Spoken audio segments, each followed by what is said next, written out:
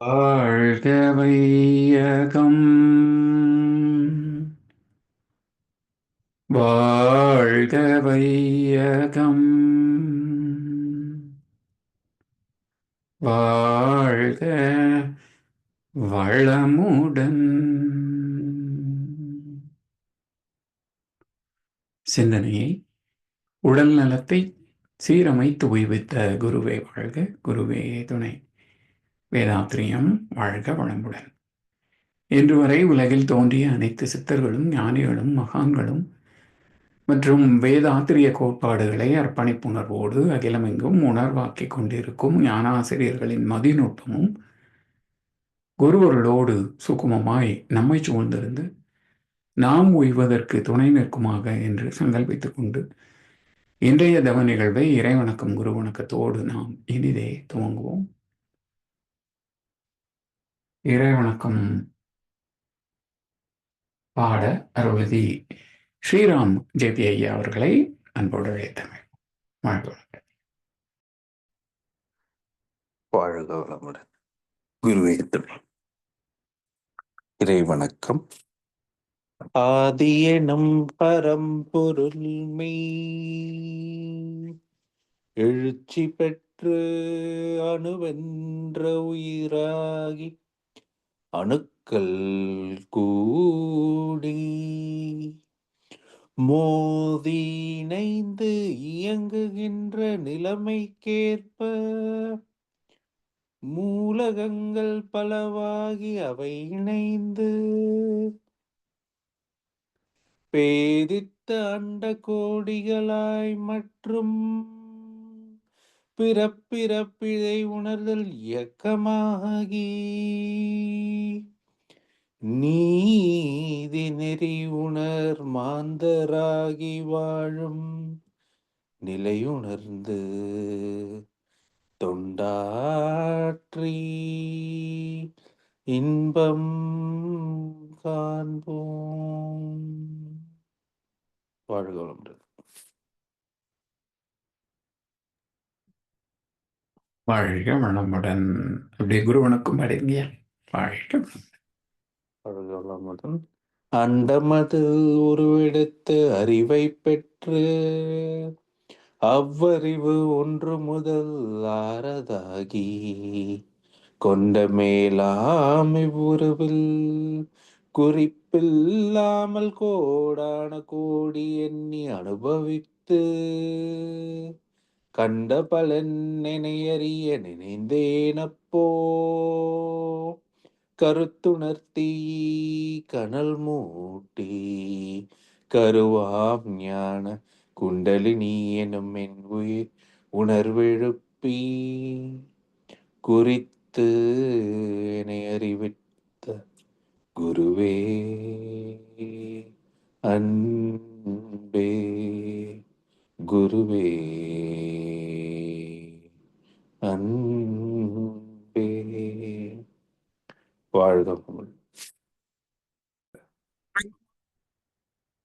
நன்றிங்க. வாழ்க வையகம், வாழ்க வையகம், வாழ்க வளமுடன். இன்று நமக்காக சிறப்பான பஞ்சபூத நவகிரக தவம் நடத்திய அருள்நெறி கார்த்திகேயன் ஐயா அவர்களை வாழ்த்துவோம். அருள்நெறி கார்த்திகேயன் ஐயா அவர்கள் வாழ்க வளமுடன். அவர்களின் அன்பு குடும்பம் வாழ்க வளமுடன். அவர்களின் உடல்நலம், பொருள் வளம், மனவளம் மற்றும் அவர்களின் ஆன்மீக தொண்டு வாழ்க வளமுடன், வாழ்க வளமுடன், வாழ்க வளமுடன். வளமுடன். அருமையான தவம். தொடர்ந்து கேள்வி பதில் கேள்விகளை கேட்க தயாரா? வாழ்க வளமுடன். அருணகிரி ஐயா, கார்த்திகேயன் ஐயா,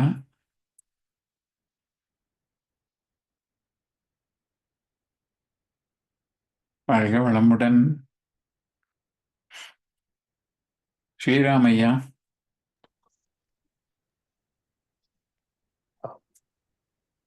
வாழ்க வளமுடன் ஐயா. உடனேயே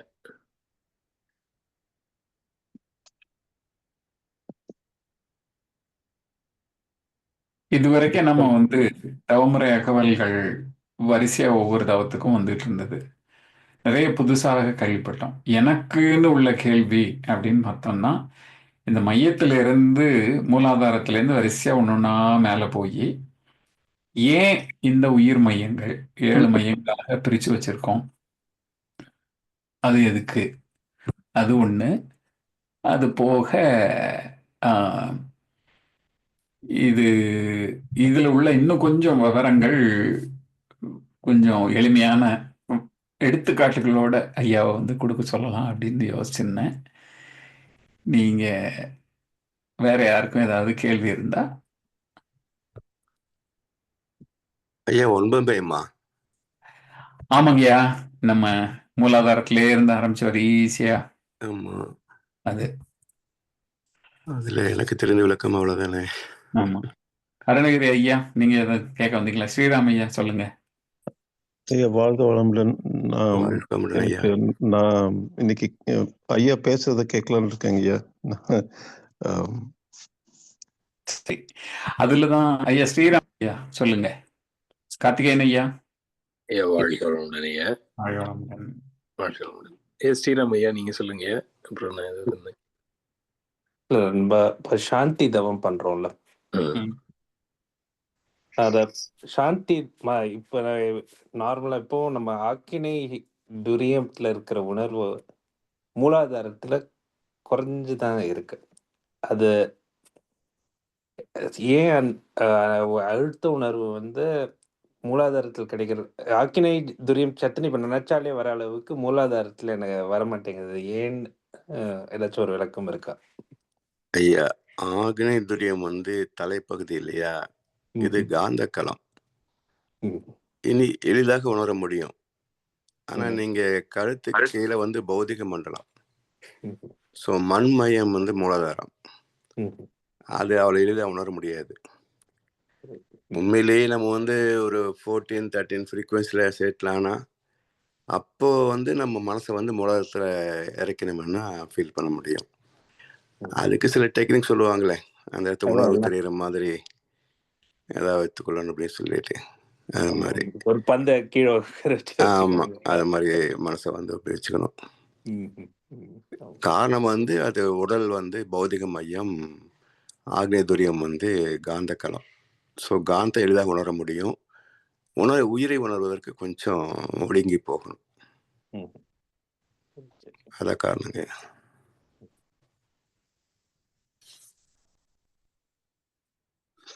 ஐயா வாழ்க வளமுடன் ஐயா. வாழ்க வளமுடன் ஐயா, சொல்லுங்க ஐயா. இப்போ தவம் வந்து மகர்ஷி தவ முறைகள் கத்துக்கும் போது கவனிப்பு ஃபுல்லா வந்து முதல் உணர்வுல தான் நிறுத்துற மாதிரி பயிற்சி பண்றீங்க. அதாவது அழுத்த உணர்வு தான் கிடைக்கிற மாதிரி நினைக்கிறோம். சரி. ஆனா வந்து இப்போ இந்த 9 மைய தவம்லாம் சொல்லும்போது ஏதோ கலர் இதெல்லாம் சொல்றாங்க டீட்டெயில்ஸ்லாம். அந்த டீட்டெயில்ஸ்லாம் வந்து உண்மையிலே தேவைங்களா? இல்ல நான் எப்படி சாமிஜி அப்படி சொன்னதே கிடையாதுங்க ஐயா. அதான் கேட்டு இப்போ இங்க எங்கேயோ படிக்கிறோம், சரி புதுசா சொல்லலாமே அப்படின்னு அதெல்லாம் சேர்க்கிறோம்.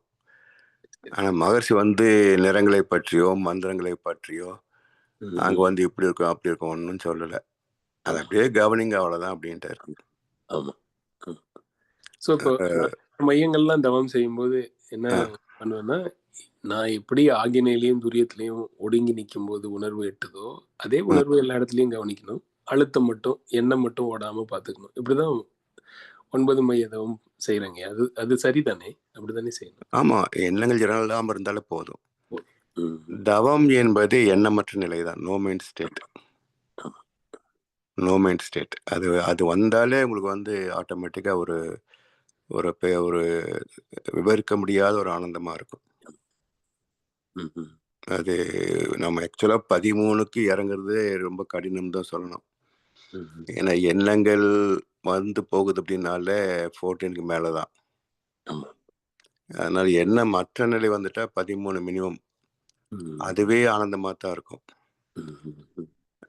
இன்னும் ஒடுங்கி போக போகத்தான் அது ஆனந்தத்துடைய உச்சத்தை நம்ம வந்து பார்க்க முடியும்.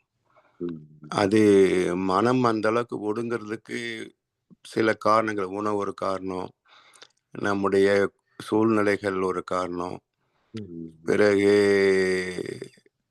நம்முடைய முக்கியமான காரணம் வந்து நம்முடைய கொண்டு வந்த கர்ம வினைகள்.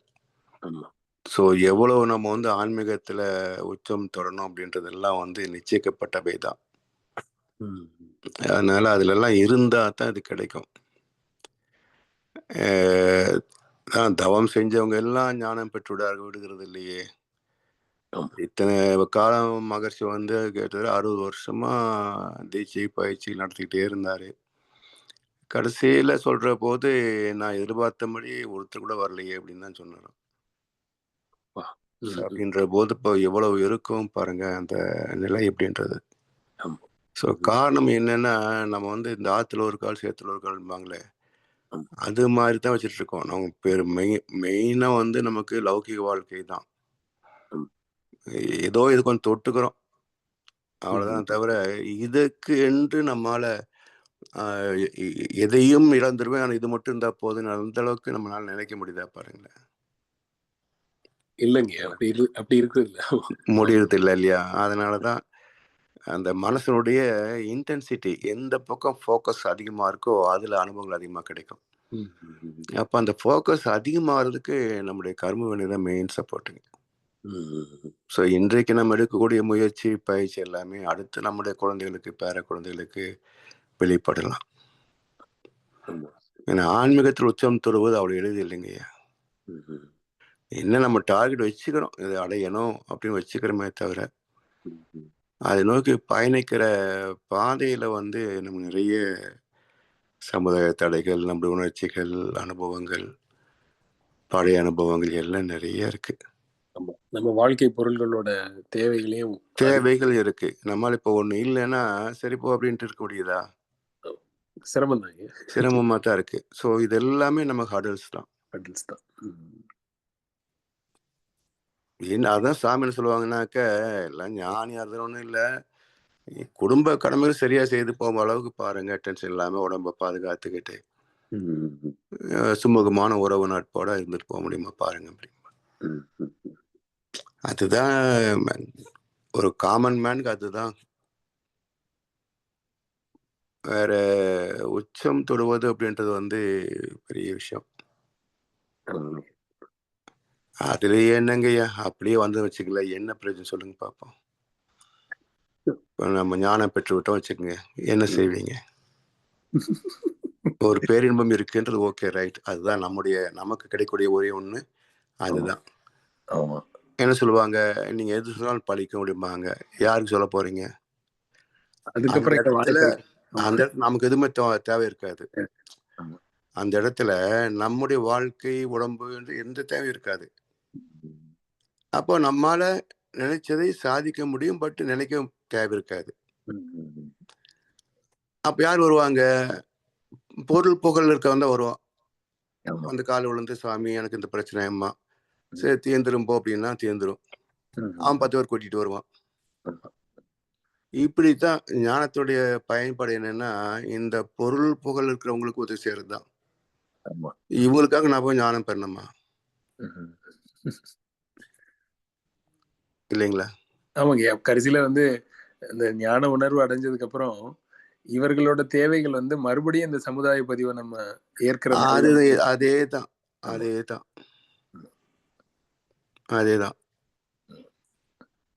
அதனாலதான் சில பேருக்கு அது உண்டு. மறுபடியும் அவங்க என்ன ஞானிகள் எல்லாமே யார் மதிச்சாங்க பாருங்க. நீங்க ஆன்மீகத்தை எடுத்து பாருங்க, திருட்டு பசங்களுக்கு இருக்கிற மதிப்பும் மரியாதையும் நல்லவங்களுக்கு இருந்திருக்கான்னு பாருங்க. மகர்ஷி எடுத்துக்கொள்ளுங்களேன், பாடுபட்டார், எத்தனை அவமானங்கள் எல்லாம் சந்திச்சிருக்கிறார். சில அந்த உண்மை உணர்வுன்னு ஒரு 10 கவிதை எழுதுறாருங்க, படிச்ச பார்த்தீங்கன்னா கண்ணில் அப்படியே ரத்தம் வரும். அது மாதிரியான அனுபவங்கள் எல்லாம் பட்டிருக்கிறாரு. அவருக்கு என்ன லாபம் சொல்லுங்க?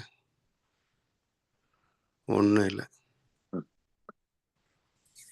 அது மாதிரி ஆன்மீகத்துல ஞானம் பெறணுன்றது என்னன்னா, அறிந்தது இறை உணர்வு, மறந்தது அறநெறி. அடிப்படை அதுதான். யாருக்கும் நம்ம எண்ணம் சொல் செயலால தீயது செய்யாம இருக்கிறோமா, அதுவே உயர்ந்த தவம். அதான் கீதையில என்ன சொல்லுவாங்க, உண்பதிலே அளவு, உறங்குவதிலே அளவு, செயல் செய்வதிலே அளவு. இதுவே யோகம், இதுவே ஞானம். ஸோ இன்னைக்கு ஜஸ்ட் நினைச்சு பாருங்களேன், நம்முடைய தினசரி வாழ்க்கையில சாப்பாடு விஷயத்துல நம்ம எந்த அளவுக்கு இருக்கிறோம் பாருங்க. சாத்தியமான உணவு நேரத்துக்கு சாப்பிடணும், ஒரு நாளைக்கு எவ்வளவு போதுன்ட்டு இருக்க முடியுதா? அப்பப்ப சந்தர்ப்ப சூழ்நிலை தவிர ஏதோ ஒருத்துக்கு வாயில போட்டுட்டு இருக்கிறோம் இல்லைங்களா? அப்போ ஸோ அடிப்படை உண்டி சுருக்குதல் ஞானிக்கு அழகு. அதே நம்மளால ஃபாலோ பண்ண முடியறது இல்லையே. ஸோ இப்படி யதார்த்த வாழ்க்கையை நாம் பார்க்கிற போது நிறைய சிரமங்கள் இருக்குது. அதெல்லாம் ஏத்துக்கிட்டு இதை அடையணும்ன்றது என்ன இருக்கு சொல்லுங்க. இதெல்லாம் விட்டுட்டு சரி நான் ஞானம் பெற போறேன் போனா அப்படியே என்ன நமக்கு அதுல கிடைக்க போகுது? மறுபடியும் இதே இந்த திருட்டு பசங்களுக்காகத்தான் நம்ம அருள்வாக்கு சொல்லிட்டு உட்காந்துருக்கணும். ஏன்னா நல்லவங்க அதிகமாக வரமாட்டாங்க, தேவை இருக்காதவங்க வரமாட்டாங்க. வரவன் போற பிரச்சனை உள்ளவன் நோயில வருவான். இவன் பாவத்தை சுமக்கிறதுக்கு நாம ஞானம் பெறணுமா? ஸோ அதுதான் சாமி என்ன சொல்லுவாங்கன்னா, அல்டிமேட் இல்லற வாழ்க்கை நிம்மதியாக வாழ்ந்துட்டு போறதுக்கு என்ன தேவையோ இது ஒரு குடும்ப யோகம். மனவளக்கலை என்பது ஒரு குடும்ப யோகா. ஸோ குடும்பத்தை நம்ம எப்படி நிம்மதியா நடத்திட்டு போறது, நோய் இல்லாம, பிரச்சனை இல்லாம, வறுமை இல்லாம, பகை இதெல்லாம் இல்லாம ஒரு பாசிட்டிவ் லைஃப், எல்லா வகையும் நிறைவான ஒரு வாழ்க்கை போகும்போது ஓகே ரைட் நிறைவா வந்துட்டோம், இதுக்கு மேல என்ன வேணும் அப்படின்னு ஐயோ என் பேர குழந்தைங்க அப்படி இருக்கணும், பசங்க போட்டு இருக்கணும், இவ்வளவு பண்ணணும், ஒன்றும் இல்லை. எல்லாம் அது நடக்கு. இங்கிருந்து என்னத்தை பெருசா சரித்திரமா எழுத போறாங்க? ஒன்றும் கிடையாது. நாம எழுதிச்சா யாரை படிக்க போறாங்களா? அதுவும் கிடையாது. நேற்று இன்றிருந்து நாளை போகும். இங்கே நடந்ததெல்லாம் முடிந்து போன நாடகமாகும். அவ்வளவுதான் லைஃப். ஸோ மனிதனுடைய லைஃப்ல நத்திங் அண்ட் மீனிங்லெஸ். அவ்வளவுதான். நம்மால ஆகிறது ஒண்ணும் இங்க இல்ல, ஒன்னும் கிடையாதுங்க. சும்மா அலட்டிக்கிறோம். அந்த அலட்டல் இல்லாம இருக்கிறது பெரிய ஞானம். பெரிய ஞானம். ஆமா. இப்போ ஒண்ணும் இல்லை. இப்போ இங்க நம்ம இருக்க வச்சுங்களேன், இங்க வர்றதுக்கு ஏதோ நம்ம பார்த்து பார்த்து என் குழந்தை வளர்த்தேன்னு சொல்லவங்க உண்டு. எல்லாம் ஒண்ணும் இல்லை, அப்படின்னு நடந்தது வந்ததோ அப்படின்ட்டு சொல்றதும் உண்டு. அவங்கவுங்க எத்தனோ கனவுகளோட வந்தவங்க இருக்கிறாங்க. நான் ஒரு கனவு கண்டதே இல்லை. அன்னைக்கு என்ன வேலை இருக்கோ அதை மட்டும் பார்த்துட்டு மண்டத்துக்கு போனோமா, ஆஃபீஸ் போனோமா, வீட்டுக்கு வேலையை பார்த்தோமான்னு அப்படி வாழ்ந்தவன் தான். ஸோ எதுலேயும் நான் கிரெடிட் எடுத்துக்கிறது இல்லை. நான் பார்த்து வளர்த்தேன், அதனால தான் குழந்தைங்க இப்படி இருக்கிறாங்க. ஒன்றும் கிடையாது. அவங்க கர்மாப்படி வளர்ந்தாங்க, அவ்வளோதான். என் கடமை என்னவோ என்னால் என்ன செஞ்ச முடியும் நான் செஞ்சுருக்கேன், அவ்வளோதான். இல்லை என்ன இருக்குங்க? ஒன்றும் கிடையாது. லைஃப்ன்றது பெருசாக ஒன்றுமே கிடையாதும்மா. இந்த டிட்டாச்மெண்ட் வந்துட்டாலே போதும், எல்லாமே நல்லா தான் இருக்கும். Accept as it is whatever comes. அதுதான் மெடிடேஷனுடைய ஒரு பெரிய பலன். என்னன்னா accept as it is whatever comes. எது நடக்குதோ அது ஏற்றுக்கிட்டு ரைட் ஓகே அப்படின்னு போய்கிட்டே இருக்க வேண்டியதான். எதுவுமே நம்ம கையில கிடையாது. இன்றைய வாழ்க்கை என்பது ஏற்கனவே நமக்கு முன்னால் 6 தலைமுறைகளின் வாழ்க்கையோடு இந்த 1/7 சேர்ந்தது தான் இன்னைய அனுபவம். அதே போல நாளைக்கு நம்முடைய சந்ததி என்பது ஏக்கர் 5 + நாம் 6, அவனுடைய 1 7. இதுதான் அவனுடைய வாழ்க்கை. இல்ல நம்மதுன்றது பெருமைப்பட்டுக்கிறது என்ன இருக்குங்க? 1/7 நம்முடைய வாழ்க்கை. இல்ல என்னோடது என்ன பெருமைப்பட்டுக்கிறது? மெஜாரிட்டி நம்மளது இல்லை. 6/7 யாருடையதோ, 1/7 தான் நான். இது என்ன இதுல வாழ்க்கையில பெருமைப்பட்டுக்க என்ன இருக்குங்க? உச்சத்தை தொட்டாலும் நீச்சத்தை தொட்டாலும் ரெண்டுக்குமே 1/7 தான் நான் காரணம். 6/7 என்னுடைய முன்னோர்கள் காரணம். இல்லையே நான் பெருமைப்பட்டுக்கிறதுக்கோ இல்ல வருத்தப்படுறதுக்கோ என்ன இருக்கு? அந்த 1/7 இந்த 6/7 பேஸ் பண்ணி தான். அவ்வளவுதான்.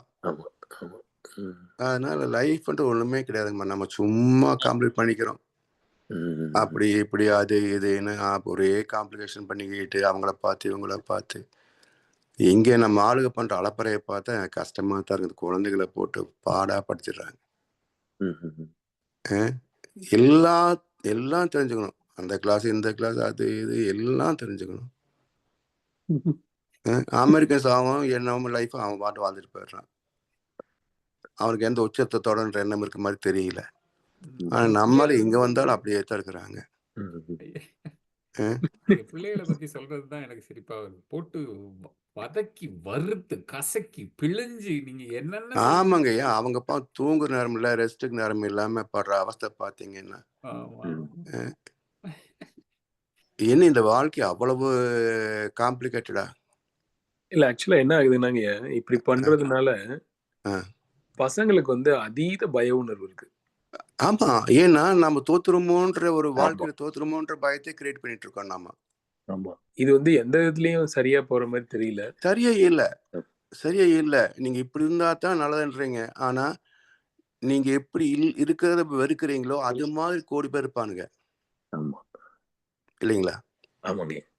பொறுப்பா குடும்பத்துக்கு கவனிக்கணும்ன்றதான் எல்லா பெற்றோருடைய கவலையும். ஆனா பொறுப்பத்தவங்க நாட்டுல எத்தனை கோடி இருக்காங்க? அவங்களும் வாழ்ந்துட்டு தான் இருக்கிறாங்க. கரெக்ட். அப்ப ஏன் எதையோ ஒரு கற்பனை வச்சுக்கிட்டு நிஜத்தை வந்து இப்படி நாசமாக்குறாங்க? வாழ்க்கை பற்றிய புரிதல் வேணுங்க. என்ன இருக்கு இதுல? At the most 70 80 life span அப்படின்றாங்க. இதுக்கு மேல யாரும் இங்க இருக்க போறது இல்லை. இல்ல 20 வருஷம் வந்து நமக்கு எஜுகேஷன் அது இதுலயே போயிடுது. மிச்சம் உள்ள ஒரு 50-60 வருஷம் தான். அதுவும் தூக்கத்துல பாதி போயிருது. பாதி போச்சு. மிச்சம் எவ்வளவு வருஷங்கயா இருக்குது? இதுல என்ன இருக்கு? இதுல தேவையில்லாம மதிப்பா வாழணும், மரியாதையா வாழணும் சொல்லிக்கிட்டு வாழ்க்கை செத்துக்கிட்டு இருக்கணும். என்ன இருக்கு இந்த லைஃப்ல?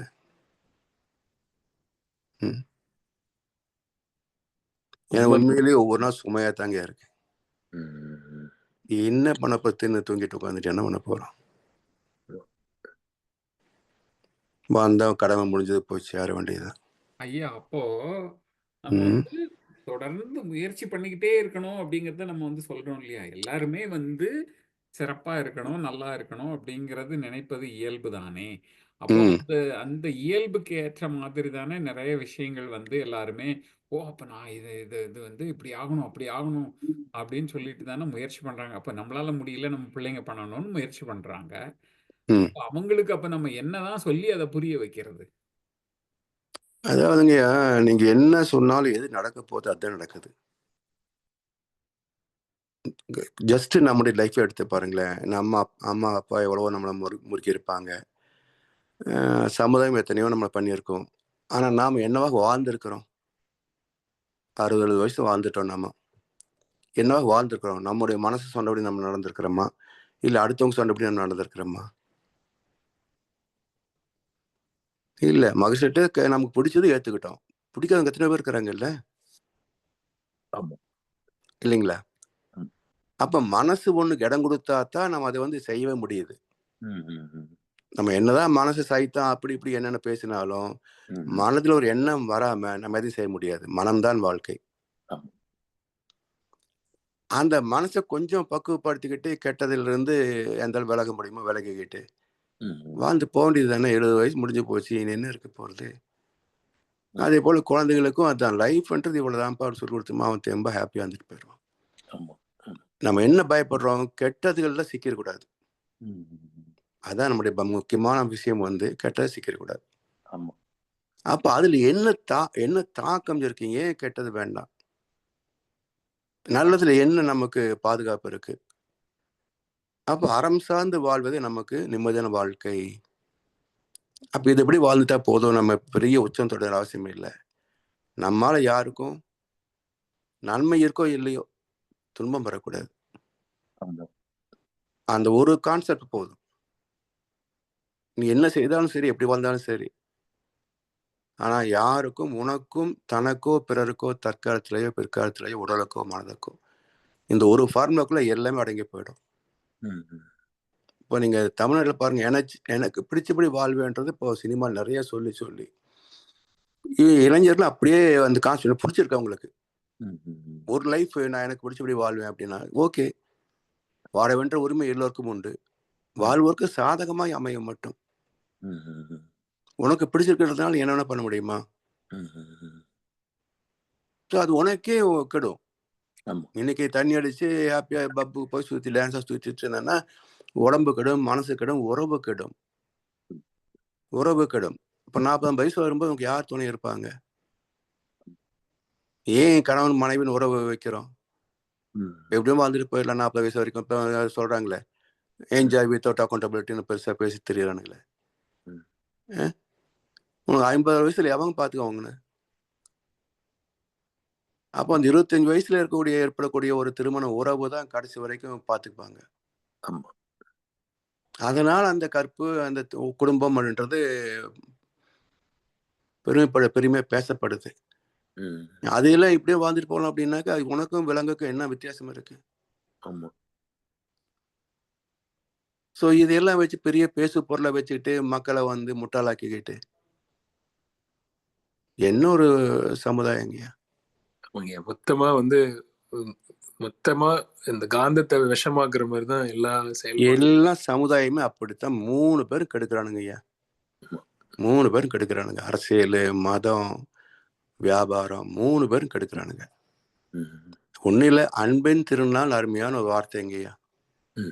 எல்லாருமே அன்பை நினைவுபடுத்தி கொண்டு அன்பா வாழணும் அப்படின்றது தான் February 14th. அதுக்கு என்ன கொச்சையை படிச்சிருக்கானுங்க? லவர்ஸ் டேவாமா. இதை டிரான்ஸ்லேட் பண்ணது யாருங்க? இது மாதிரி எந்த செக்டர் டார்கெட் பண்ணா நமக்கு சம்பாதிக்க முடியும்னு பார்த்து இப்படி சமூகத்தை சீரழிக்கிறதுக்குன்னே வியாபாரிகள், அரசியல்வாதிகள், மதவாதிகள் இருந்தா இந்த சமயத்துல ஒரு குழந்தை பெத்துக்கிறதுன்னா பெத்துக்காம இருக்க ரொம்ப நல்லது இல்லைங்களா? ஒரு ஆபத்துக்கு மத்தியில ஒரு குழந்தை விட்டுட்டு ஐயோ ஆபத்து சிக்கிக்கிட்டானே அப்ப நீ பெத்துக்காம இருக்க வேண்டியது இருக்குண்ணே. இறைவனே பார்த்து குழந்தை கொடுக்காம இருந்தாலும் சும்மா இருக்கிறது இல்லை. போய் கர்ப்பகாம்பகள் கோயிலுக்கு போ, அந்த என்னது அந்த கோயிலுக்கு போ, இந்த கோயிலுக்கு போன்னு கோயில்கள் சுத்தி இது என்ன இருக்கு? இதுல கூட்டி கழிச்சு பார்த்தீங்கன்னா லைஃப் ஒண்ணுமே இல்லைங்க. பேசாம சிக்கிக்கிட்டோம் வந்தீங்க, அவ்வளவுதான்.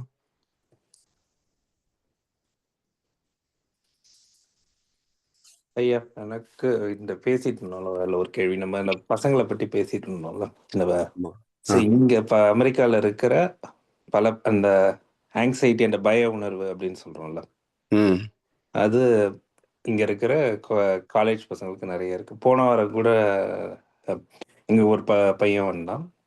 என்னன்னா அதான் இந்த பேரண்டல் ப்ரெஷருங்கிறதுனால அந்த ஆங்ஸைட்டி ஃபியர், எப்போ யோசிக்கிறதுனா அவனுக்கு தூக்கம் வரல, இந்த இதே இருக்கு. அவனுக்கு இயல்பான பயிற்சி அவனால தவம் கொடுத்தோ ஒன்றும் கொடுக்கவே கூடாது. அதான் கிளியரன்ஸ் கொடுத்தாலும் அவங்கள என்ன மாதிரி, ஏன்னா இப்ப அவங்க போனாங்கன்னா இங்க இருக்கிற டாக்டர் கிட்ட போனாங்கன்னா அவங்க என்ன கொடுக்குறாங்க? டிப்ரெஷன் டேப்லெட்ஸ் கொடுக்குறாங்க. அது என்ன இன்னும் தான் வருது. ஆமாங்கய்யா, ஸ்ரீராமையா, நான் 19 year old கிட்ட ஒரு பையனுக்கு 1 வருஷமா அந்த பையன் கூட டிராவல் பண்ணிருக்கேன் இங்க சானிட்டரில. அந்த பையன் டெக்ஸஸ்ல படிக்கிறாரு. அவர் ஒரு மிலிட்ரி பேஸ்டு ஸ்கூல்ல ஸ்கூல் படிக்க. ஸோ அந்த பையனுக்கு சோஷியல் ஸ்கில்ஸ் இல்லாததுனால காலேஜில் போய் அந்த பையனால கோப்பப் பண்ண முடியாம டிப்ரெஷனுக்கு போய் 3 வருஷமா மாத்திரை போட்டிருக்காரு, ஒரு டிப்ரெஷன் டேப்லெட். அந்த பையனை உட்கார வச்சு நம்ம பேசினா அந்த பையன் தூங்கிட்டே இருப்பாரு. அவரால் எதுவுமே ஃபாலோ பண்ண முடியாது, கவனிக்க முடியாது. ரொம்ப சிரமப்படுறாரு ஆக்சுவலா. இந்த ப்ரெஷர் ரொம்ப பீக்கா தான் இருக்கு ஸ்ரீராமையா. இங்க உங்களுக்கு தவம் நான் தவமே பண்ண வேணாம். ஃபர்ஸ்ட் நீங்க வெளியில வரணும். அதுக்கு நீங்க எக்ஸசைஸ் பண்ணுங்க, வெளியில போய் கொஞ்சம் வாக் பண்ணுங்க, இல்ல 4 பேரோட பேசுங்க. அதான் என்னால சொல்ல முடியுது. தவம் பண்ண சரியா போயுமான்னு தான் கேக்குறாங்க. அவங்க அப்பா அம்மா கேக்குறது அதுதான். நீங்க நான் அதெல்லாம் முடியவே முடியாது, அவங்களால உட்கார நிலைமையிலே இல்லைன்னு தான் சொல்ல முடியும். அது மட்டும் இல்லைங்கய்யா, தவம் மட்டுன்றது நம்ம உள்ள மனம் ஒடுங்கி போறோம். ஆமா. ஆக்சுவலா அப்படி போகும்போது இந்த பிரச்சனை உள்ள அதிகமா போகும். ஆமா. அப்ப என்ன மேலோட்டம் இருக்கிற பிரச்சனை கொண்டு போய் ஆள் மனசுல போடுறோம். ஐயோ, ரொம்ப ரொம்ப உண்மைங்கய்யா. ஏன்னா இப்ப இததான் இந்த காந்த விஷம்னு சொல்றேங்க நானு. அதாவது ஏற்கனவே அவங்க விஷமா இருக்காங்க. ஆமா, காந்தம் ரொம்ப பழுதுபட்டு கிடக்கு பல விஷயங்கள்ல. அது உள்ள போகும்போது இன்னும் அது ஒரு மாதிரி கிளறி விடுற மாதிரி ஆயிருது அவங்களுக்கு. ஆமா, ரொம்ப கஷ்டப்படுறாங்க. ஆமா. ஆமா. அதனால தான் இப்போ நம்ம தவம் குடுத்துருக்கிறதே பாருங்கய்யா, நம்ம வந்து தவத்துக்கு மட்டுமே இம்பார்ட்டன்ஸ் குடுக்குறோம். சாமிஜி சொல்றதெல்லாம் சும்மா ஏதோ சப்போர்ட்டிவ் நினைக்கிறோமே தவிர, இப்போ ஒரு தவம் எடுத்துக்கிறோம்னு வச்சுங்களேன், ஆக்னி குடுத்தாங்க, சாந்தி குடுத்தாங்க, துரியம் குடுக்குறாங்க.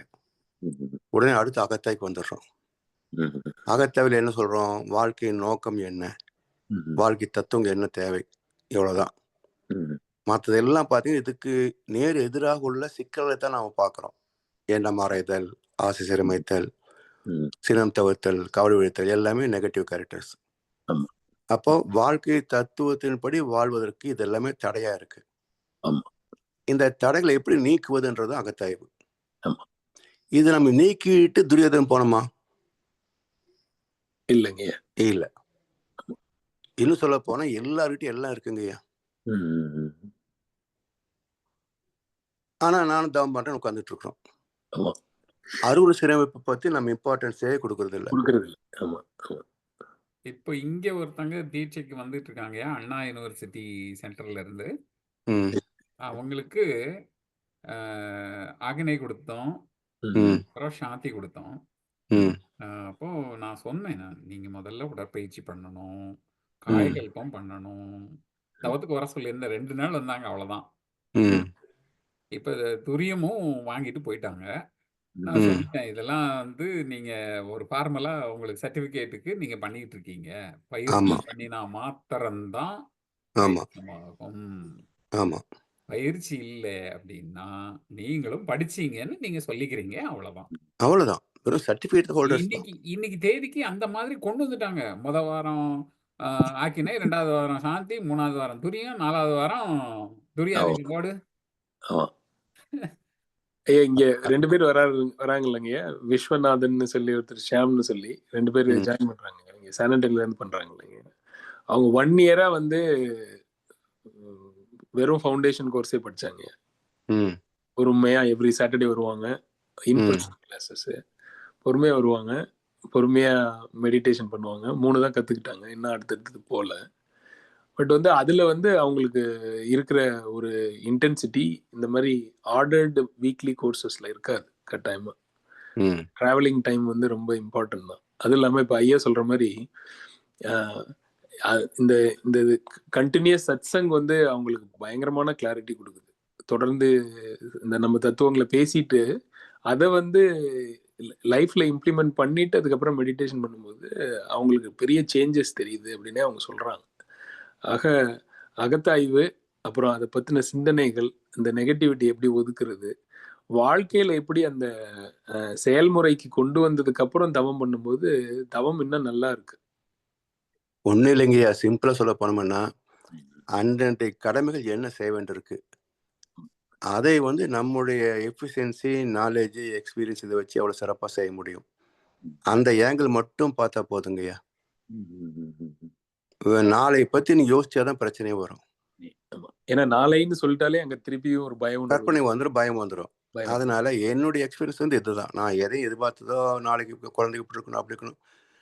அன்னைக்கு காலை எந்திரிப்போம், எக்ஸசைஸ் பண்ணுவோம், செய்வோம், குழந்தை கொண்டு போய் ஸ்கூல்ல விட்டுருவோம், ஆஃபீஸ் போவோம், அந்த வேலை சின்சியராக பார்ப்போம், மறுபடியும் குழந்தைங்க விட்டு விடுறோம், செய்கிறோம், விட்டுட்டு மறுபடியும் மட்டத்துக்கு போகிறோம், வரோம், நைட்டு 9 வரோம், சாப்பிட்றோம், தூங்குறோம். இப்படியே அந்த லைஃப் இப்போ ஒரு 15 வருஷம் இதுலேயே செட்டப் ஆனதுனால எல்லாமே செட்டில் ஆயிடுச்சு. பட் அது கூட எனக்கு வந்து இந்த டிப்ரெஷன் வந்தது ஒரு பெரிய பிரச்சனை எனக்கு. அதில் தான் 10 வருஷம் ரொம்ப பாதிக்கப்பட்டேன். தூக்கம் இல்லாமல் ரொம்ப அவசரப்படுவது. அது வந்து அதெல்லாம் இந்த தெனாலி சினிமா சொல்லுவோம் பார்த்தீங்களா, பயம் பயம்னு, அது மாதிரி ஒரு அதெல்லாம் பெரிய கொடுமையான அவஸ்தை. அதெல்லாம் இப்ப ஐயா சொல்ற மாதிரிங்க, ஐயா சொன்னீங்களேங்க 2 ஆங்கிள் வருவாங்க அப்படின்னு சொல்லி. இப்ப இந்த இடத்துக்கு வர்றது இப்ப என்னுடைய பின்புலம்லாம் வந்து இந்த மாதிரி வர்றதுக்கான பின்புலமே கிடையாது. யூஎஸ்ல வந்து நான் இவ்வளவு நாள் இங்க இருப்பேனான்ற பின்புலமே கிடையாது. அதுவா நடந்தது. நான் இங்க பாக்குற நண்பர்கள் எல்லாம் பார்க்கும்போது ஐயா சொல்ற மாதிரி அது ஒரு டெடிகேட்டட் ஃபோக்கஸ்டு கோலா வச்சு வந்தவங்களா இருக்காங்க. அவங்க கிட்ட எல்லாம் அவ்வளோ பய உணர்வு இருக்கு, அவ்வளோ அன்சர்டனிட்டி இருக்கு. இப்படி ஆயிடுச்சுன்னா என்ன, அப்படி ஆயிடுச்சுன்னா என்ன, இது நடந்துருச்சுன்னா என்ன, அது நடந்துருச்சுன்னா என்ன, இப்படி ஆயிருமோ அப்படி ஆயிருமோ என்ற பயம் வந்து தெரியலங்கய்யா, ரொம்ப ஆர்கனைஸ்டா பசங்களை வளர்க்குறோன்ற பேர்ல பயத்தை தான் ஊட்டுறோமோன்னு தோணுது. பயத்தை தான் ஓட்டுறோம். பயத்தை தான் ஓட்டுறோம். அருணகிரி ஐயா ஏதோ கேட்கறதுக்கு ரொம்ப நேரமா ஐயா கேட்கலாம். சொல்லுங்க. ஆமா சொல்லுங்க. வாழ்க வளர்ந்துருந்தையா. அதாவது நாம சொல்றோம் இதெல்லாம் அது பாட்டுக்கு வளர்ந்துருது, இதுல என்ன இருக்கு அப்படின்னு சொல்றோம். ம். நம்ம ஒன்றும் பெரிய தத்துவ ஞானியோ இதுவோ எதுவும் கிடையாது. நம்ம ஏதோ நம்ம மனசுக்கு நாம ஏதோ கரெக்டா பண்றோம் அப்படின்னு நினைச்சுதான் நம்ம செஞ்சுட்டு இருக்கோம். ஆமா. எனக்கு என்ன கேள்விங்கய்யா, ம். நமக்கு நம்ம குடும்ப வாழ்க்கையில வந்துட்டோம், நம்ம குழந்தைங்கள பெத்தாச்சு, சரிங்களா? இப்போ நமக்கு தெரிஞ்சோ தெரியாமலையோ சின்ன வயசுல நமக்கு சில நல்ல விஷயங்கள் நம்ம காதுக்கு விழுந்திருக்குங்கய்யா. ஆமா. உதாரணத்துக்கு எம்ஜிஆரை பத்தி எவ்வளவோ தவறான விஷயங்கள் எல்லாம் பின்னால கேள்விப்பட்டாலும், அவர் ஆமா.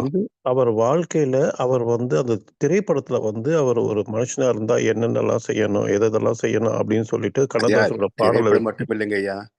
தமிழ்நாட்டுல 50 வருஷம் இவங்க ஆட்சியில நல்லாட்சி நடந்து சொன்னா அவருடைய பேர் மட்டும்தான். அதாங்கய்யா. லஞ்சமெல்லாம் இருந்தது, ஆனா இந்த அளவுக்கு இல்ல. இல்ல, அதே அதாவது மாதிரி ஒரு அவரு மனுஷன் ஒன்றும் சம்பாதிக்கல.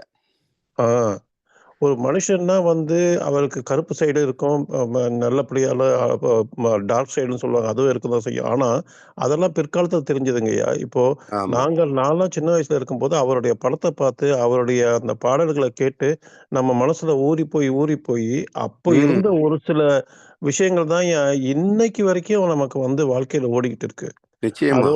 அதோட சேர்ந்து என்னுடைய அப்பா அவர் எப்படிலாம் ஒரு ஒரு ஒரு மனுஷன் வீட்டை விட்டு வெளியே போனா எப்படி நேர்மையா இருக்கணும், எப்படி கடுமையா உழைக்கணும், அடுத்தவங்களுக்கு முடிஞ்ச வரைக்கும் உதவி செய்யணும் அப்படிங்கறத இந்த மாதிரி நல்ல நல்ல விஷயங்களை நம்ம மைண்ட்ல கேட்டு அது மனசுல அப்படியே போய் ஆழமா பதிஞ்சிருது. அதுக்கப்புறம் வர்றது நம்ம லைஃப் லாங் அப்படி இருக்குதுங்கய்யா.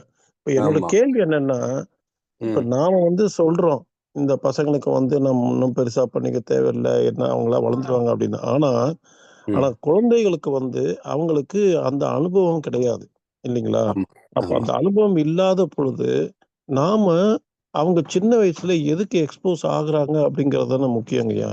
அந்த அதை எக்ஸ்போஷர் கவனிக்கணும். அந்த எக்ஸ்போஷர் அது அந்த பயம் எதுக்கு இருக்குதுன்னா, அவங்களுக்கு ஒரு நாள்ல கிட்டத்தட்ட 8ல இருந்து 10 மணி நேரம் பெற்றோர்களோட இருக்கிறது கிடையாதுங்கய்யா.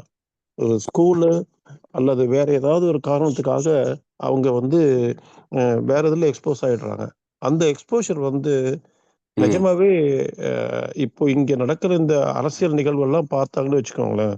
இங்க நடக்கிற இந்த அரசியல் நிகழ்வுகள் இதெல்லாம் அந்த பசங்க டிவியில பார்த்து இங்க நடக்கிறதெல்லாம் பார்த்தாங்கன்னா, ஓ! இப்படிப்பட்ட ஒரு ஒரு ஒரு ஹிட்லர் மாரியான ஒரு ஆள் கூட இருந்து இவ்வளோ பெரிய இதா வர முடியுமா? அப்படின்னு அவங்க நினைக்க ஆரம்பிச்சுட்டாங்கன்னா, அவங்க ஆழ் மனசுல போய் பதிஞ்சிருச்சுன்னா, இதனுடைய விளைவுகள் அவங்க காலத்துல ரொம்ப பயங்கரமா இருக்குங்கிறது எனக்கு திரும்ப திரும்ப மனசுல ஓடிக்கிட்டு இருக்குங்கய்யா.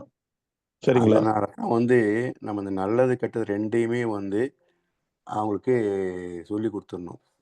பட் அதுக்கு இப்போ எங்கேயா அதுக்கு சான்ஸ் கொடுத்தா தான் நம்ம பேச முடியும். சரிங்களா? குழந்தைங்க அதுக்கு வாய்ப்பே தரமாட்டேன்றாங்க. ஆமாங்கய்யா. அந்த ஒண்ணு பசங்க அவங்க கொஞ்சம் இன்ட்ரெஸ்ட் இல்ல. அதாவது ஒரு நிமிஷங்கய்யா. அவங்களுக்கு மன்னிக்கணும். நான் வந்த ஃப்ளோவ சொல்லிடுறேன். அவங்களுக்கு நம்மளுடைய தேவை இருக்கு. அதாவது பிசிக்கலா அல்லது ஓரளவுக்கு மென்டலா அவங்களுக்கு நம்மள ஃபைனான்ஷியலா நம்மள எதிர்பார்த்து இருக்காங்க. அப்படிங்கிற வரைக்கும் தான் நம்மள சார்ந்து இருக்கிற மாரி தெரியுது. அதுக்கப்புறமா அது வரைக்குமே நாம இத செய்யி, அத செய்யி, இதுதான்ப்பா உனக்கு நல்லது, அதுதான்ப்பா உனக்கு நல்லதுன்னு நம்ம சொன்னாலும், வேற வழி இல்லாம என்னடா பண்றது? இவங்க சொல்றத கேட்டு தான் ஆகணுங்கிற மாரி ஒரு ஒரு கட்டாயத்துல இருக்கிற மாரி தெரியுதுங்கய்யா. இருந்து அதுக்கப்புறமா என்ன ஆயிடுதுன்னா, ஒரு 13 வயசோ, 14 வயசோ ஆயிடுச்சுன்னா, இந்த ஊரினுடைய சட்டதிட்டமும் அந்த மாரி இருக்கு. ஆமா. அவங்கள தனியா விடணும். அவங்கள பிறகு அவங்க எப்படி பண்ணணும்னு நினைக்கிறாங்களோ, அவங்கள சுதந்திரமா விடணும்னு சொல்லிடுறாங்க. 21 வயசு ஆயிடுச்சுன்னா, அந்த பசங்க ஃப்ரீ. இப்போ நம்ம அதுக்குதானே இங்க வந்திருக்கோம். பிறகு நம்ம வந்தது எதுக்கு? நம்ம எல்லாத்தையும் விட்டுட்டு தானே வந்திருக்கோம். நம்ம அந்த தப்பு பண்ணி தானே இங்க வந்திருக்கோம். உண்மைதானுங்கய்யா. அது உண்மைதான். உண்மை. அதுதான் நம்ம அதாவது சொல்றோம். நாம அந்த பசங்கள குறை சொல்லல. இப்போ நாம என்ன இல்ல. கேட்கணும்? இல்ல. அதாவது நம்ம வந்து ஐயா வந்து சொல்லிட்டாங்க, நம்ம பார்ட்டு 1ல 7ல ஒரு பகுதி தான். ம். ஆமா. 7ல ஒரு பகுதி தான் நம்ம பகுதி. ஏற்கனவே அங்க இருக்கு. நம்ம நெனச்சோமா? ஐயா சொன்ன மாதிரி, நம்ம இங்க இந்த ஊர்ல வந்து இங்க வந்து ம். உட்காருவோம். இந்த ம். மாரி ஆவோம் அப்படிங்கிறத நம்ம நெனச்சோமா? ம். ம். நடந்தது அது. அது பாட்டு நடந்தது. இப்பவும் அதுதான் நடந்துகிட்டு இருக்கு. அது பாட்டு நடக்கு. ம். ம். நான் ஐயா சொன்ன மாரி நான்லாம் எந்த திட்டமும் போடல. எந்த ஓகே. கனவும் வச்சுக்கல. ஓஹோ! இல்லைங்க. வந்தோம். இப்ப ஒண்ணே ஒண்ணு அ, அருணகிரி ஐயா சொல்லும்போது எனக்கு தோணுது. அ, அ, அ. என்ன அப்படின்னா, இப்ப ஐயா சொல்லும்போது, ஐயாவோட சின்ன வயசு இதெல்லாம் பின்புலம்லாம் சொல்லும்போது என்ன இருக்குன்னா, சோசியல் ஸ்ட்ரக்சர் ஒண்ணு இருக்கு. சோசியல் இன்ஃப்ளூயன்ஸ் ஒண்ணு இருக்கு. அது சினிமா, தலைவர்கள் அது வச்சிருக்கு. இன்னொரு இன்ஃப்ளூயன்ஸ் பார்த்தீங்கன்னா, பேரண்ட்ஸு. பேரண்ட்ஸ் வந்து சொல்லும்போது அருணகிரி ஐயா என்ன சொன்னாருன்னா, அவர் கடினமான உழைப்பாளி. அவர் வந்து சரியான விதத்துல எல்லாத்தையும் செய்வாரு அப்படின்னு சொல்லும்போது, அப்பா வந்து யூசுவலா இத வந்து வெளியில வந்து சொல்ல மாட்டாங்க. நான் இவ்ளோ கஷ்டப்படுறேன், இவ்ளோ கஷ்டப்படுறேன்னு. ஆனா நம்மளுக்கு வந்து அத பார்த்து வளர்றதுக்கான வாய்ப்புகள் இருந்துச்சு. ஆமா. ஆனா இன்னைக்கு அது இல்லங்கய்யா. ரொம்ப கடினமா இருக்கு. அத எப்படி ரீகிரியேட் பண்றதுன்னே இல்ல தெரியல. இல்லன்னு சொல்ல இது இது விடங்கய்யா, அ. கவனிக்க மாட்டேன்றாங்க. ஆமா, ஆமா. ஐயா இல்லைங்கய்யா, இல்லைங்கய்யா. ஆ, அது அது வந்து நான் அது எ எ நான் பார்த்த வரைக்க, ஆ, நம்ம என்ன பண்றோம் அப்படிங்கிறத, ஆ. அவங்க வந்து பார்க்காத மாதிரி தான் நாம நெனைக்கிறோம். ஆனா அவங்க கூர்ந்து கவனிக்கிறாங்க. கவனிச்சிட்டு இருக்காங்களா? கவனிக்கிறாங்க. ஆமாமாமா. என்னன்னா, அந்த இப்ப நம்ம அப்பா, அம்மா வந்து கஷ்டப்பட்டாங்கன்னா, அவங்க சொல்லாம அவங்களோட செயல பார்த்து நம்ம கத்துக்கிட்டோம். ஏன்னா, இங்க சொல்றதுனால போய் ஏற மாட்டேங்குதுங்க. ஓ! இப்ப பொண்ணு தான் ரைட், அது. Right, right. ஆஹா. 4 வயசு நீங்க 4 வயசு நீங்க பொண்ணு என் பொண்ணு. என் பொண்ணு. இப்போ ஒரு 5 நிமிஷத்துக்கு முன்னாடி கூட என்னோட சின்ன பையன்ட்ட வந்து உண்டான கான்வர்சேஷன். நம்ம சரி. சொன்னா கேட்க மாட்டாங்க. கரெக்ட். நான் ஒரு செஞ்சா ஒரு தான் ஒரு ஒரு சின்ன ஒரு யுக்தி பண்ணுவேன். என்ன பண்ணுவேன்னா, நானும் என் வீட்டம்மாவும் பசங்க இருக்கும்போது, நாங்க 2 பேரும் எங்களுக்குள்ள பேசிக்கிற மாதிரி பேசிக்கிடுவோம். சரி, சரி, சரி. அது அங்க போய் சீடாயிரும். ஓகே. பல பல ஐயா தருணங்கள்ல அதான் நடந்திருக்கு. ஐயா ஒரு உதாரணங்கய்யா. ஆ, என் பையன் வந்து 11 வயசு அவனுக்கு. அவன் சரி. வந்து நல்லா சுட்டியா இருக்கிறான். அதாவது வந்து எதையும் சீக்கிரமா புரிஞ்சுக்கிறான், எல்லாம் பண்றான். ஆனா அதான் அவனுக்கு இருக்கிற எதிர்த்து பேசுற வயசு. ஆமா. எதிர்த்து பேசுறது வயசு கண்ணா இருக்கு. பின்னான்னு எதிர்த்து பேசுவாங்க. ஒரு தப்பு நம்ம செஞ்சுட்டோம்னா, "நீ கூட அப்படிதானே செஞ்ச" அப்படின்னு பட்டுன்னு பேசிடுறாங்க. அவங்களுக்கு அந்த பயமே இருக்கிறது கிடையாது. அதாவது வந்து நம்ம அப்பா கிட்ட பேசணுமே அப்படின்றதெல்லாம் ஆ, ஒரு விதத்துல அது நல்லதுன்னு இன்ஃபாக்ட் வச்சுக்கோங்களேன். அந்த எனக்கு பயம் ரொம்ப தேவையில்ல. நல்லதுங்க. அப்படி இருந்தா ரொம்ப நல்லது. நல்லது. ஆனா ரொம்ப நல்லது. ஆனா என்ன ஒண்ணுன்னா, இந்த பசங்க கிட்ட நம்ம வந்து இப்படி சொல்றோம் இல்லைங்களா? இந்த "தம்பி காலையில எந்திரிச்சு, அ கொஞ்சம் வந்து நீ ஏதாவது உடற்பயிற்சி செய்யி, நம்ம தினம் வந்து உனக்கு குடுத்துருக்கிறத செய்யி, வாய்ப்பு உடம்ப இல்லைங்க. பார்த்துக்க" அப்படின்னு நம்ம சொல்லிக்கிட்டே இருக்கோம். ம்ஹ்ம். இப்போ ரீசென்ட்டா என்ன நடந்ததுன்னா, ஸ்கூல்ல வந்து கேட்டிருக்காங்கய்யா, சரி. "உனக்கு வந்து வாழ்க்கையில பிற்காலத்துல ஒரு வயசு நீ போயி இருக்கணும் அப்படின்னா, எந்த வயச நீ சொல்லுவ?" அப்படின்னு ஒரு கேள்வி கேட்டிருக்காங்க. "எந்த வயசு உனக்கு பிடிக்கும்? எந்த வயசுல போய் இருக்கறதுக்கு உனக்கு பிடிக்கும் ஃபியூச்சர்ல?" அப்படின்னு எல்லா பசங்களும் கேட்டிருக்காங்க. என் பையன் என்ன பண்ணியிருக்கான், எனக்கு வந்து ஆன்ஸர் கொண்டாந்து காட்டுறான். காட்டுனா அதுல சொல்றான், "நான் வந்து 21 இயர்ஸா ஆகணும். அ ஏன்னா, எனக்கு 21 வயசு ஆயிடுச்சுன்னா, நான் வந்து அ எனக்குன்னு ஒரு வீடு வச்சுக்கிருவேன். நான் எங்க அப்பா, அம்மாவ விட்டு நான் பாட்டுக்கு தனியா போய் சுதந்திரமா இருப்பேன்." அப்படின்னு போட்டிருக்கான். இதையும் வந்து இதையும் வந்து எங்ககிட்ட தைரியமா சொல்றான். ஆமா. அப்போ ஒரு பக்கம் வந்து நமக்கு சில நேரம் வருத்தமா இருக்கு. என்னடா நம்ம ஏதோ இந்த பசங்கள வந்து ரொம்ப படுத்துறோமோ, கஷ்டப்படுத்துறோமோ அப்படின்னு சொல்லி தோணுது. அதனால தான் அப்படி சொல்றாங்களான்னு. ஆனா, அடுத்த ஒரு 5 நிமிஷத்திலேயே நம்ம வந்து யோசிச்சு பார்த்தோம்னா, நம்ம வந்து அந்த பசங்களுக்கு முடிஞ்ச வரைக்கும் நம்ம ஒரு உதாரணமா இருக்க பார்க்கணும். அவங்களுக்கு நல்லது எதுன்னு நம்ம சொல்ல பார்க்கணும். அதுக்கு மீறி வந்து அவங்க பண்றாங்கன்னா, அது நம்ம கையில கிடையாது. ஏன்னா, வெளியில வந்து அவங்களுக்கு எக்ஸ்போஷர் வந்து ரொம்ப நெகட்டிவா இருக்குங்க, இப்ப இருக்கிற காலகட்டத்தில. அதனால நம்ம தான் ஒரு பெற்றோர்ங்கிற முறையில நம்மளால என்ன சொல்ல முடியுமோ, அத நம்ம சொல்லிக்கிட்டு நம்ம போக வேண்டியது தான். அதுக்கு மேல நீங்க சொன்ன மாரி என்ன நடக்குதோ, அத ஆண்டவன் கையிலன்னு விட்டுட்டு நம்ம வந்து போக வேண்டியது தான். நம்மளால அதாவது முடிஞ்ச வரைக்கும் செய்ய வேண்டியதுதான் இருக்கு. ஐயா என்னுடைய சொந்த உதாரணம். ஆ, பசங்க வந்து காலேஜுக்கு எப்படா போவோம்னு தெரிச்சு ஓடுவாங்க. இப்ப அந்த மிடில் ஸ்கூல் முடிஞ்சு ஹை ஸ்கூல் போயாச்சுன்னா சுதந்திரமா என்னமோ அவங்களுக்கு கிடைச்சிருச்சு சுதந்திரம் அப்படின்ட்டு ஓடுவாங்க. காலேஜுக்கு போனதும், "ஓ! அவ்வளோதான் இனிமே போங்கடா. என் லைஃபு எனக்கு" அப்படின்ட்டு போவாங்க. அதுக்கப்புறம் என்ன பண்ணுவாங்க, உலக வாழ்க்கை வந்து எதார்த்தத்த பார்க்க ஆரம்பிச்சு கொஞ்சம் கொஞ்சமா, கொஞ்சம் கொஞ்சமா மாறும் பொழுது, அம்மா, அப்பா அப்படிங்கிறத உணருவாங்க. அந்த மாற்றம் கொஞ்சம் கொஞ்சமா இந்த காலேஜ் படிக்கும் போதே தெரிஞ்சிரும் உங்களுக்கு. அப்பவே உங்களுக்கு ஒரு நம்பிக்கை வந்துரும். சரி இது இப்படிதான். இது அப்புறம் நம்மளும் அதை ஏத்துக்கிடுவோம். சொன்ன மாதிரி போக போகத்தான் பிடிக்கும்ன மாதிரி போக போக மாறி அவங்களே என்ன பண்ணுவாங்கன்னா, அம்மா எனக்கு இந்த சாப்பாடு வேணும், நான் வீட்டுக்கு வரேன். அது சொல்ல மாட்டாங்க. சொன்னா அவங்க வந்து அவங்கள விட்டு கொடுத்த மாதிரி ஆயிரும். அப்படியே எல்லாமே கேஷுவல் கான்வர்சேஷன்ஸ்லயே வந்துகிட்டே இருக்கும். அப்படியே பிடிச்சிட்டு போயிட்டே இருக்கணும். சரின்னு. இது இது நீங்க வந்து சொன்னீங்கன்னா, நம்ம அவங்க அவங்க வந்து நேரடியா கேட்பாங்க. ஆமா, உன் பிள்ளை தானே நானு அப்படின்ருவாங்க டக்குன்னு. நீங்க வந்து நீ இப்படிதான் பண்ணியா அப்படின்னு கேட்டீங்களா, அதெல்லாம் சர்வசாதாரணம். அதெல்லாம் ஒண்ணுமே கிடையாது. நான் வந்து நான் என்ன நினைச்சுக்கிறதுனாங்க, இந்த மாதிரி இப்படி இருக்கு, இந்த எக்ஸ்போஷர் அருணகிரி சொன்னாங்க இல்லைங்க, எக்ஸ்போஷர் இப்படி இருக்கு அப்படி இருக்கு இப்படி இருக்கு. அப்ப நான் என்ன நினைச்சுக்குவேன்னா, இது நம்ம பிள்ளை, நம்ம எப்படி இங்க இருக்கோமோ நம்ம பிள்ளை நம்மள மாதிரி தான் வரும். ஏன்னா நம்மளோட சூழல்ல வளருது. ஸோ அதனால கரெக்டாக தான் இருக்கும் அப்படின்னு சொல்லி நானே வந்து ஒரு ஆட்டோ சஜஷன் போட்டுக்கிறது. நம்ம பிள்ளை நம்மள மாதிரி தான் இருக்கும், எவ்வளோ எக்ஸ்போஷர் இருந்தாலும். இப்போ ஐயா சொல்ற மாதிரி என்ன நமக்கு வேணும் அப்படின்னா, நம்பிக்கையோட பொறுமையா காத்திருக்கணும். அவங்க எந்த சூழல்ல போய் தட்டி திரும்பி வராங்க அப்படின்ட்டு, அதெல்லாம் பொறுமையா. இந்த கூமான்னு ஒண்ணு இருக்கு, வச்சு செய்வாங்க. அப்படிங்களாங்க? நான் சின்ன பையனை மாத்திரம் விட்டுருந்தாங்க. தயவு செய்து அவன் அதுல இருந்து எடுத்து விட்டுரு அப்படின்ட்டு. இப்போ அவன் இஷ்டத்துக்கு அவன் எனக்கு இதுதான் அப்படின்னு அவன் படிச்சுக்கிட்டு இருக்கான். வேலைக்கு போறதுக்கு அவனே எல்லாம் பண்ணிக்கிட்டு இருக்கான்.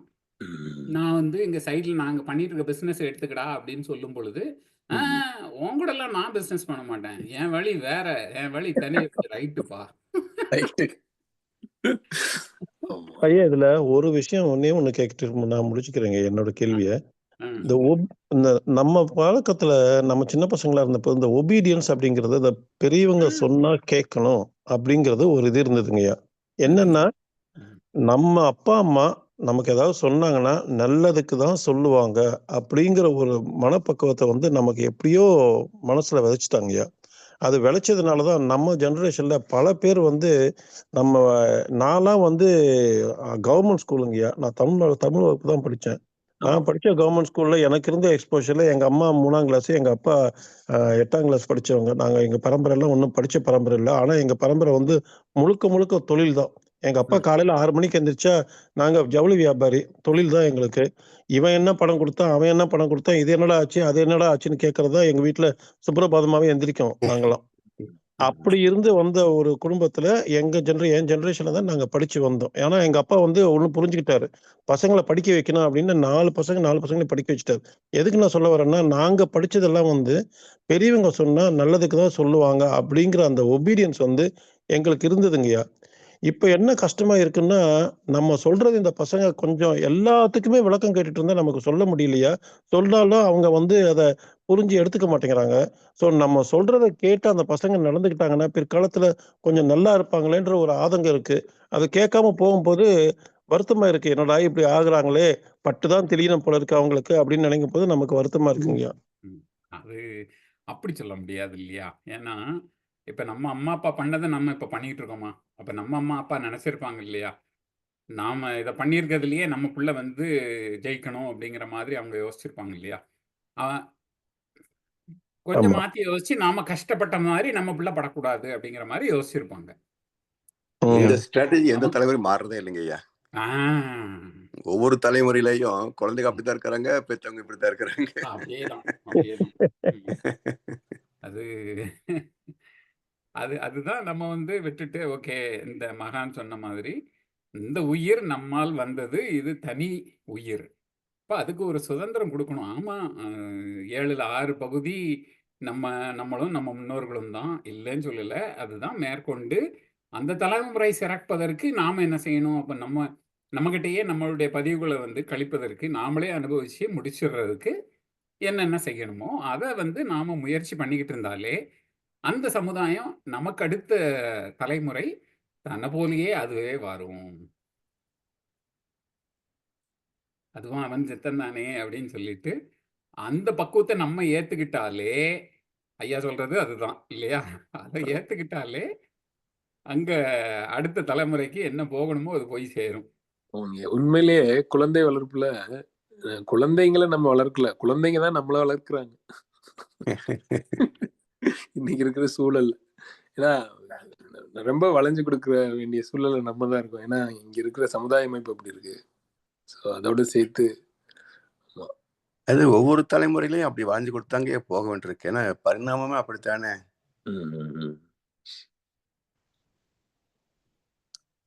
இன்னொரு ஒரு உதாரணம் சொல்லலாம், தவறில்ல.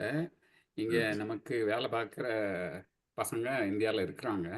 சரிங்க. அவங்க வந்து இந்த நம்ம தவம் தினசரி நடக்கிற தவத்துக்கு உதவி பண்ணுறது, அங்கே இந்தியாவில் கேம்ப்பு குழந்தைகளுக்கான கேம்ப் நடத்துறது, இதுக்கு உதவி பண்ணுறது, இப்படி பங்கேற்பதற்கு அவங்களுடைய ஆர்வத்தை காமிச்சு வந்தாங்க. நான் கூட ஓ பரவாயில்லையே அப்படின்னு நினச்சேன். அப்புறம் ஓ இது வந்து இந்த வேலையில் வந்து ஒரு நல்ல பேர் வாங்கணுங்கிறதுக்கு அது ஒரு குறிப்பிட்ட தூரத்துக்கு வரைக்கும் பயணம் பண்ணுறாங்க.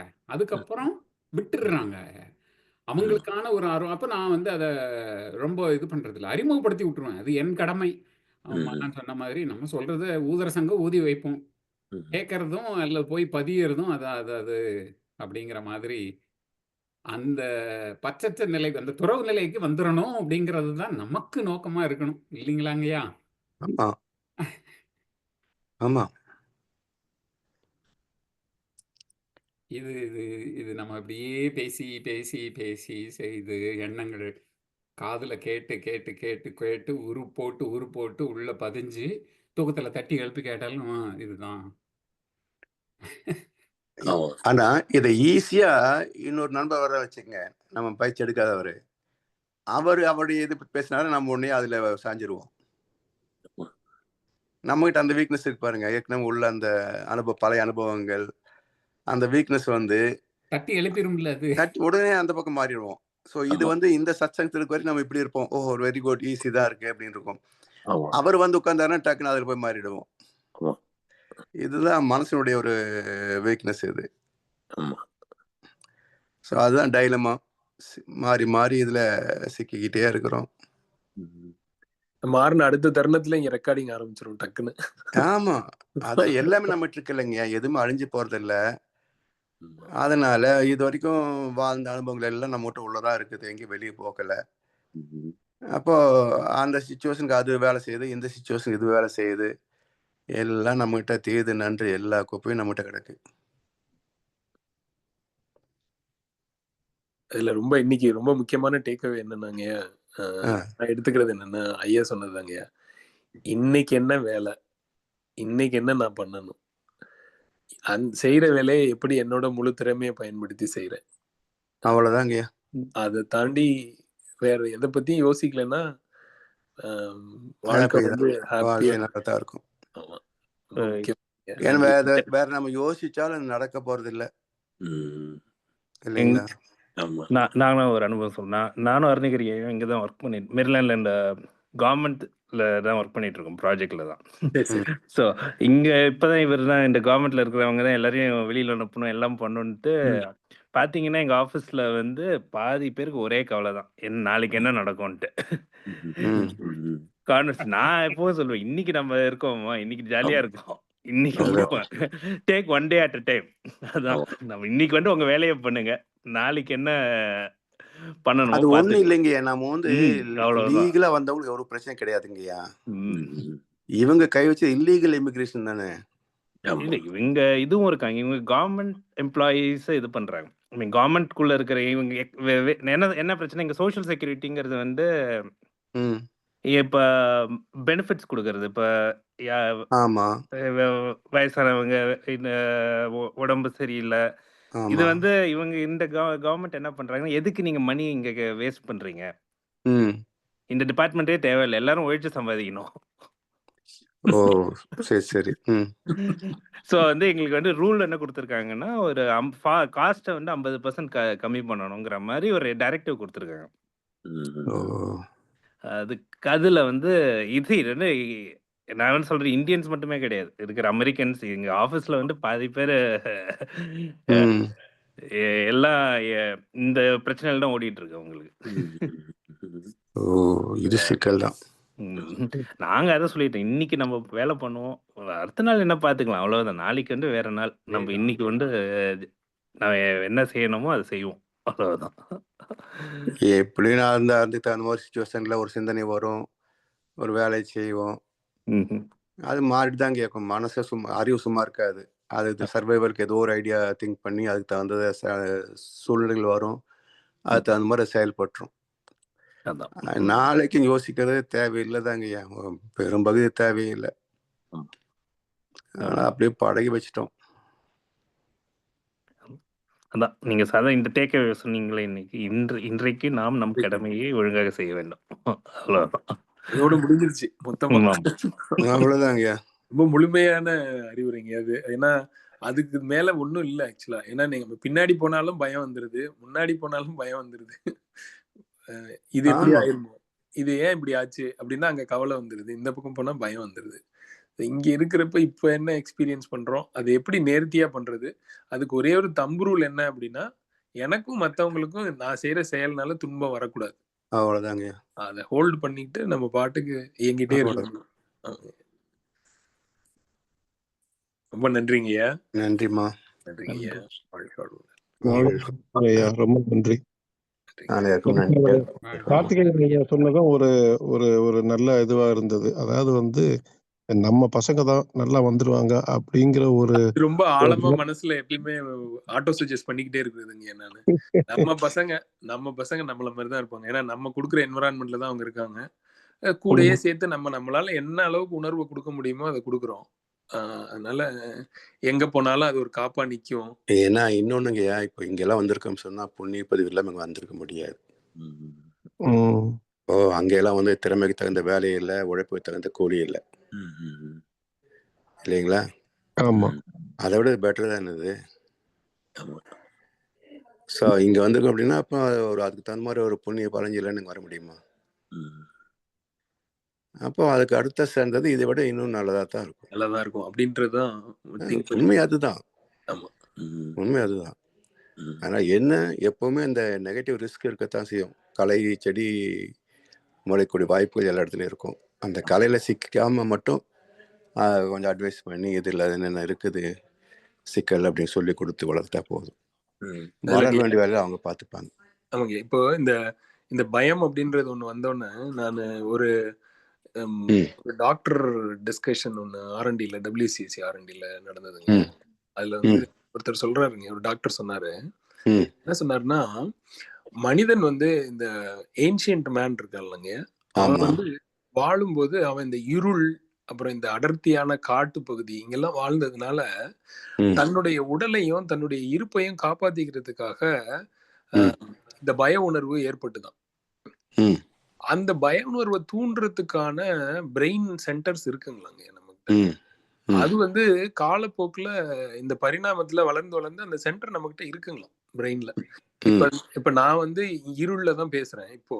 ஆனா ஒரு 4 சுவத்துக்குள்ள பேசுறேன், நான் ரொம்ப சேஃபான இடத்துல இருக்கேன் அப்படின்ற உணர்வை நம்ம வந்து மேலும் மேலும் இந்த வளர்ச்சியில உருவாக்கிக்கிட்டதுனால நம்ம இப்ப அமைதியா பேசுறோம். ஜென்ரலா வந்து ஒரு ஒரு ட்ரைபையோ இல்ல எங்கேயோ ஒரு இடத்துல இருக்கிறவங்களையோ நம்ம போய் மீட் பண்ணா அவங்களுக்கு எப்பயுமே இந்த உணர்வு இருக்குமா, அந்த பய உணர்வு. ஜென்ரலாவே நம்ம பிரெயின் சென்டர்ல இருக்கு. அது வந்து சட்டில் பண்றதுக்காக தான் நம்ம இந்த மெடிடேஷன் பிராக்டிஸே பண்றோம் அப்படின்னு சொல்லி ஒரு இந்த சயின்ஸ் டிஸ்கஷன், இந்த ஆர்என்டி டிஸ்கஷன். உயிரின் பரிணாமத்திலேயே 2 இருக்குங்கய்யா. ஆமா. நமக்கு முன்னாடி பல தலைமுறைகள் விலங்குகள் எல்லாமே வந்து ஒன்று சாப்பிடுற போது ஒண்ணு பலவீனமான விலங்கு வந்து பயப்படத்தானே செய்யும். ஸோ அந்த பயம் என்பது போராட்டம், உணவுக்கான போராட்டம். கோபமும் பயமும் ரெண்டுமே வந்து அந்த உணவு போராட்டத்துல துரத்துற விலங்குக்கு கோபம், ஓடுற விலங்குக்கு பயம். இது எல்லாமே நம்மகிட்ட இருக்கு. ஏன்னா விலங்குகளை கடந்து நம்ம வந்திருக்கிறோம். ஸோ விலங்குகள் என்னெல்லாம் கேரக்டர் இருக்குதோ அத்தனை கேரக்டர் நம்மகிட்ட இருக்கு. 2வது பயம் வந்து ஒரு லெவல்ல பாதுகாப்பானது. அஞ்சுதல் அஞ்சாமை பேதமே இல்லையா? அதுக்காக அஞ்சு சாவார் இவர் 5வது பொருள் அவனே இல்லைன்னு இருக்கக்கூடாது. ஸோ 2 கிடைப்பட்ட நிலையில இப்ப எங்க பயப்படணும் எங்க பயப்படக்கூடாது அப்படின்ற ஒரு தெளிவு இருக்கணும். ஸோ அதுக்கு வந்து இப்போ நாம பயப்படலாம் தேவையில்லாதது. நாளைக்கு என்ன ஆகுமோ இது தேவையில்லாத பயம். ஏதோ விபத்து நடக்குது அப்படின்னா நான் ஓடித்தான் ஆகணும். அந்த இடத்துல நான் துணிச்சல் நிற்பேன்னு நிற்க முடியாது. அது முட்டாள்தனமான துணிச்சல் அது. ஆமா ஆமா. ஆமாங்கய்யா. நன்றிங்க ஐயா. நன்றிம்மா. வாழ்க வளமுடன். வாழ்க வளமுடன். சரி, நிறைவு செய்து கொள்வோமா? மலேசியா கிளாஸ் ஒன்றரை தள்ளி போயிடுச்சு இல்லையா? ஆமா, அருமை அருமை. இப்போ இந்த 1.5 hours ஆயிடுச்சு இல்லைங்க, அதனால ஆமா அது வந்து அவங்களுக்கு அந்த டைம்ல கிடையாது இல்லை, அதனால அவங்களுக்கு வந்து இப்போ அவங்க டைம் வந்து சொல்லி 8.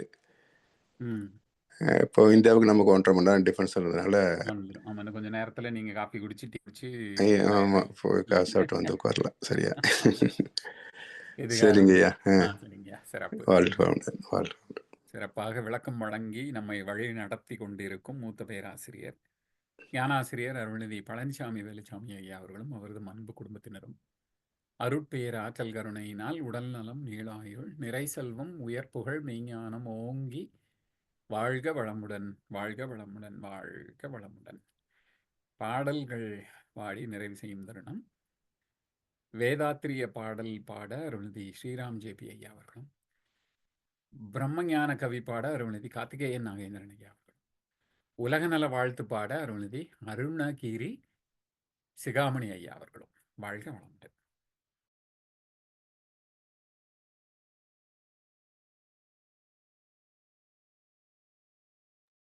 வேதாத்திரிய பாடல்.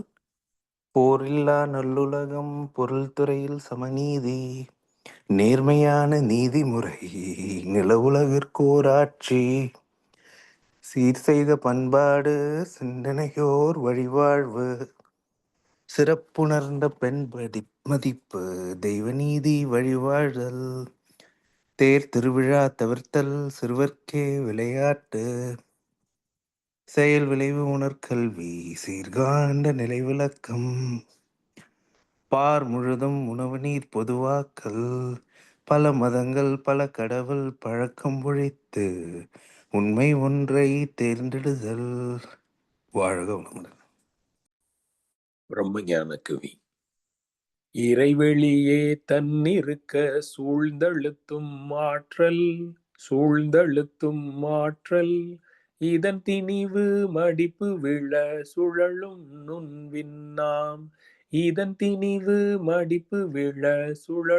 நுண்விண்ணாம், நிறைவெளியில் விண் சுழல நெருக்குகின்ற உரசல், நிலை வெளியில் எழுப்புகின்ற நேரலைகள்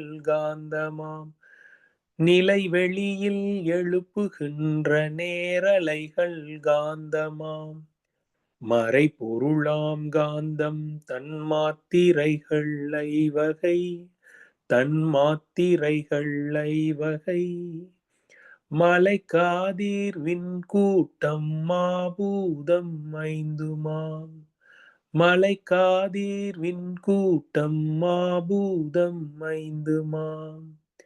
முறையாய காந்த அலை மனமாம் உயிருடல்களில், மதி உயர்ந்திவ் உண்மை பெற மாபிரம்ம ஞானமாம்,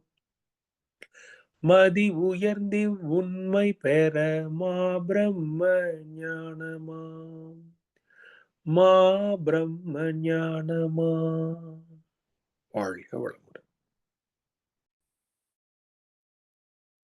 உலகமெல்லாம் பருவமழை ஒத்தபடி பெய்யட்டும், உழவரெல்லாம் தானியத்தை உவப்புடனே பெருக்கட்டும், பல தொழில்கள் புரிகின்ற பாட்டாளி உயரட்டும், பகுத்துணர்வில் தொகுத்துணர்வு பண்பாட்டை உயர்த்தட்டும், கலகங்கள் போட்டி பகை கடந்தாட்சி நடக்கட்டும், கல்லாமை கடன் வறுமை களங்கங்கள் மறையட்டும், நலவாழ்வை அளிக்குமே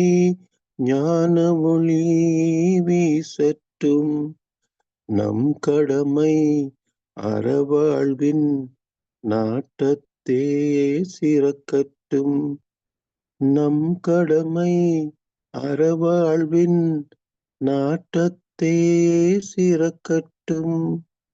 வாழ்க வையகம், வாழ்க வளமுடன், வாழ்க வையகம், வாழ்க வளமுடன்.